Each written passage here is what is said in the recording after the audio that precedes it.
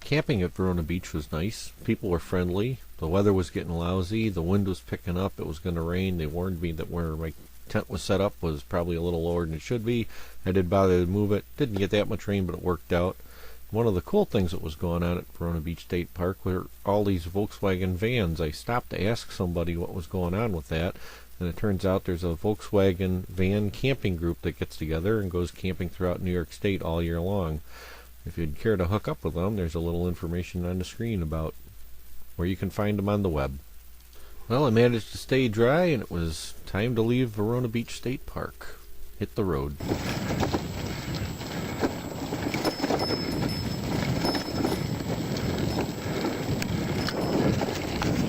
Sometimes the trail ain't much.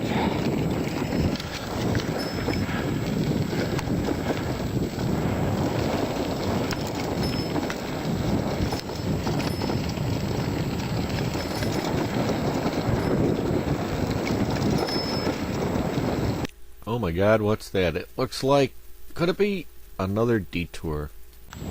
And who would have thought, courtesy of another roadblock, I'd actually get to cross over one of the locks of the canal.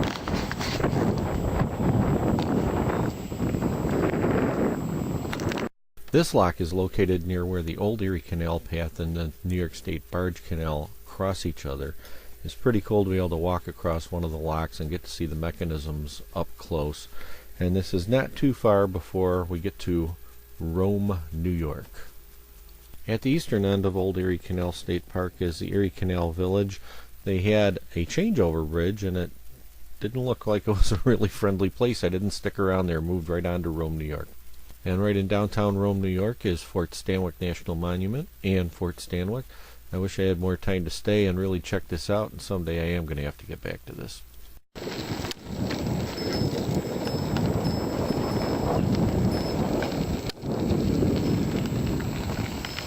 Next stop after Rome is Oriskany. At Oriskany, we get right back on to riding right alongside the canal once again. After Oriskany is Lock 20, and nearby is the town of Marcy. One of the cool things got to do after that was got to cross one of the gates over the canal again. Always pretty cool to get to do something like that.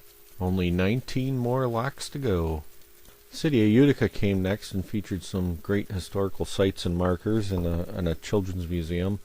And be careful, as usual, when I got into a city I got lost again. I went out of town on Route 5S instead of Old Route 5S. Look out for that when you're making your way through Utica. Well, that gave me a bit of a climb, but a nice ride down, and I got back on a trail in Frankfort right across from Herkimer County Fairgrounds, and I ran into these interesting structures on the local high school, I believe it was.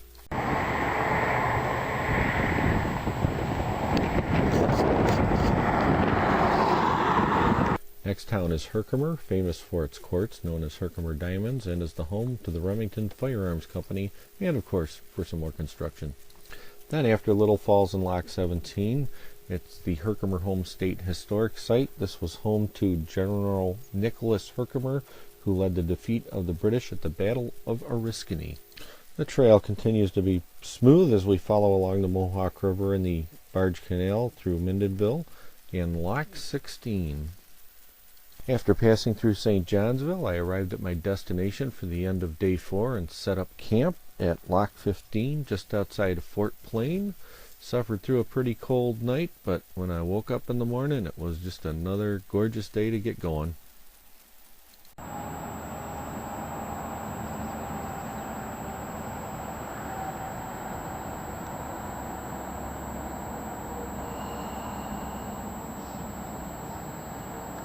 After drying out my gear from the morning dew, stopped into Fort Plain. The well-equipped hardware store had a couple of tubes to replace the trouble I had with some flats the day before. I was out of tubes, and I was on my way again. Wasn't long before I got to Canajoharie. Canajoharie is an interesting small industrial city. It's strangely rural and urban at the same time.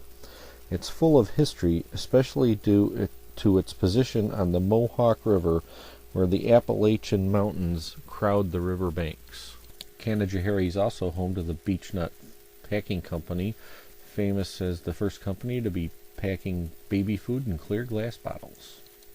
The town of Sprakers has its own history to share, and from this town can be seen the point where the Appalachian Mountains push in on both sides of the Mohawk River.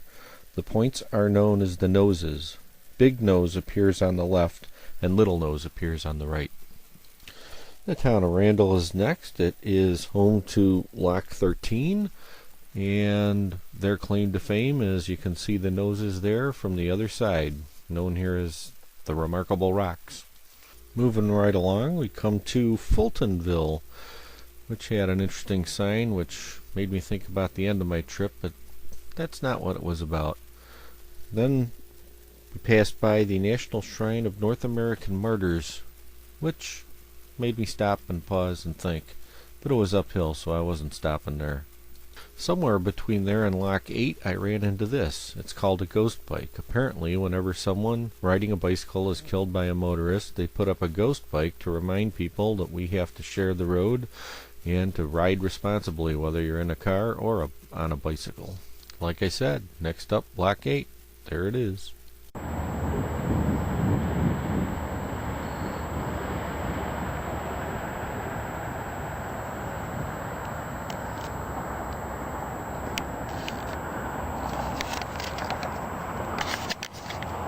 Lock number 8.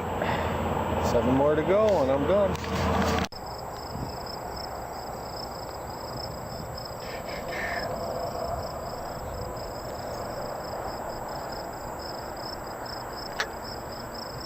By now I had seen so much historical stuff I was getting a little tired of it. This was the coolest thing I could find in Schenectady.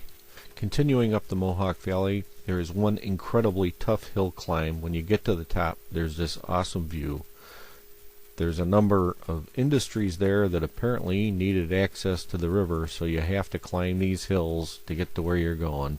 I didn't know it, but when I saw this sign, I was almost done. Just about to co-hose, make my turn, and follow the Hudson River down. And you get on another bike path, and then you see this sign.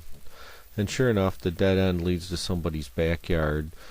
Then you have to go up and get back on the main road, and it didn't show me a way to get back on the trail. I didn't see that anywhere. No other signs. But I did get to see some cool stuff driving down the main road, like the dog up on the roof here. Way to go, RCA. So I finally made it to Albany, and down below and where the water is, I dipped my front wheel in the water of the Hudson River and completed my journey. Getting to the water was interesting. I had to actually ride an elevator and go across this walkway to the park, and then I rode 10 miles, found myself a nice place to crash. This hotel room, awesome, had a great time, and called my brother and said pick me up. Found out I had 3 broken spokes and my rear rim was bent, and I was more than happy to take the ride back home. I think we got a problem.